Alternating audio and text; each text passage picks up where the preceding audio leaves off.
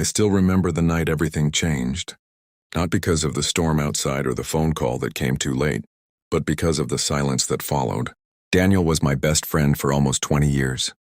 We met as kids, broke rules together, built dreams we never fully understood, and promised each other that no matter what happened, we would always show up. He was the kind of man who filled a room without trying, who laughed loudly and loved even louder. And then one night he was gone. A car accident, wet roads, a driver who didn't stop in time. The kind of story you hear about other people until it suddenly becomes yours. At the funeral, I stood beside the casket numb, staring at the polished wood as if I could see through it. People spoke in hushed tones, offering condolences that slipped past me like wind. But I remember one thing clearly. Lily. She stood next to her mother, Emma, clutching her hand so tightly her knuckles turned white.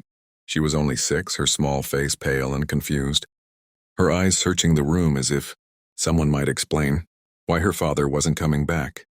Emma looked like she hadn't slept in days. Her grief wasn't loud. It was quiet, buried deep in the way she held herself together for her daughter. When our eyes met, something passed between us. Not words, not even understanding. Just a shared weight. After that day, I started showing up. At first, it was simple things. Groceries, fixing a leaking sink, sitting in the living room while Lily colored on the floor, occasionally glancing up at me as if trying to decide whether I belonged there. Emma didn't ask for help, but she didn't refuse it either.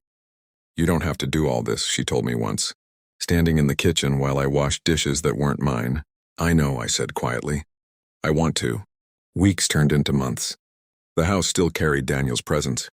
His jacket hung by the door. His favorite mug sat on the shelf. Sometimes I caught Emma staring at it, lost somewhere I couldn't follow. One evening, Lily climbed onto the couch beside me, her small fingers gripping my sleeve. "Are you going to leave too?" she asked. The question hit harder than anything else had. I swallowed, forcing my voice steady. "No," I said. "I'm not going anywhere." She studied my face carefully, as if measuring the truth of my words. Then she leaned against me, her head resting on my arm. It was the first time she touched me like that. Something shifted inside me. It wasn't sudden. It wasn't dramatic. It was quiet, like a door opening slowly. The idea came months later, in the middle of a conversation that wasn't meant to be important. Emma sat across from me at the kitchen table, bills spread out in front of her, her expression tight. "I'll figure it out," she said, more to herself than to me. "You shouldn't have to do this alone," I replied. "I am alone," she said softly. The words lingered in the air. I don't remember exactly how I said it. Maybe there's no good way to say something like that. "Marry me," I told her. She froze, her eyes snapping up to meet mine. "What?" "It doesn't have to be anything complicated," I said quickly. "We can make it simple, practical. I can help. You won't have to worry about bills or Lily's future." Her expression hardened slightly, pain flickering behind her eyes. "You want to marry me out of pity?" "No," I said firmly. "Out of responsibility. Out of love for them." I didn't say Daniel's name, but it was there between us. She looked away, her hands trembling slightly. "This isn't how it's supposed to be." "I know," I said. "But life doesn't always give us what it's supposed to." Days passed before she gave me an answer. "Yes," she said finally, her voice quiet but steady. "For Lily." The wedding was small.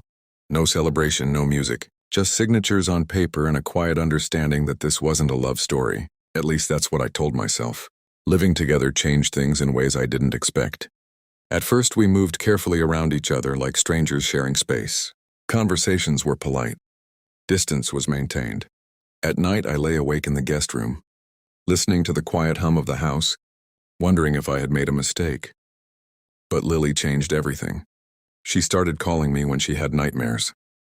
She insisted I help with her homework.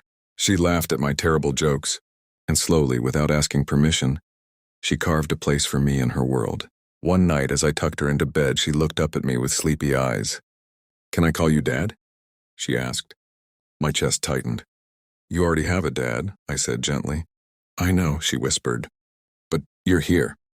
I didn't know what to say, so I nodded.